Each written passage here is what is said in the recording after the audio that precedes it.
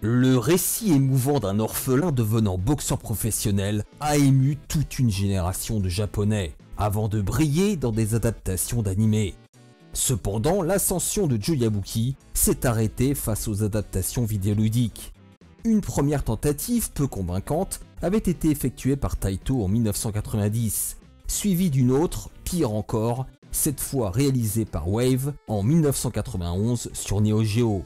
L'œuvre que je vous présente aujourd'hui est sortie l'année suivante sur Super Famicom, toujours sous l'égide du maudit studio Wave. Initialement prévue pour la Famicom, cette adaptation a finalement vu le jour sur sa petite sœur en raison des limitations techniques de la 8-bit de Nintendo. Cet épisode a-t-il réussi à rompre cette série d'échecs? C'est ce que nous allons voir, Gérard.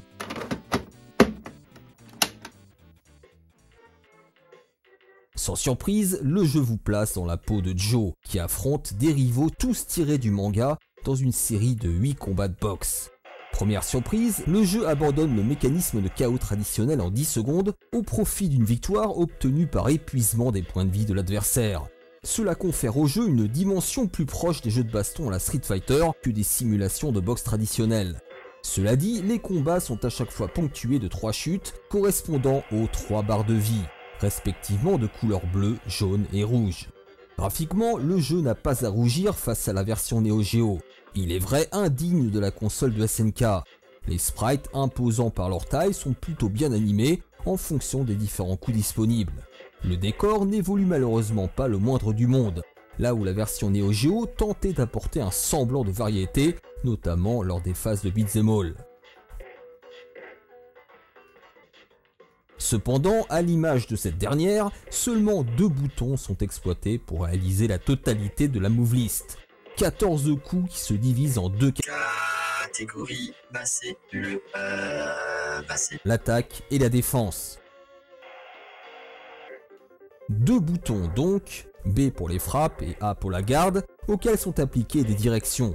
Ainsi, pour réaliser un uppercut, le joueur appuiera sur O et B, et pour un crochet, arrière et B.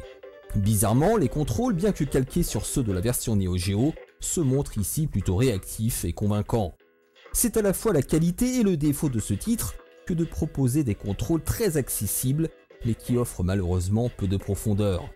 Il est vrai qu'il assume à 100% son orientation arcade, à travers des contrôles plutôt vifs et rapides, et des patterns ennemis variés mais très faciles à décoder.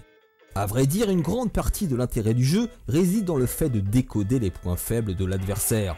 À titre d'exemple, Rikishi Toru, dont les attaques consistent principalement à réaliser des uppercuts, finit par se retrouver sans garde lorsque sa barre de vie atteint son tiers. Une fenêtre de tir qu'il faudra exploiter à fond. Autre curiosité, le style de combat de vos adversaires est parfois loufoque, à l'image de celui de Halimao.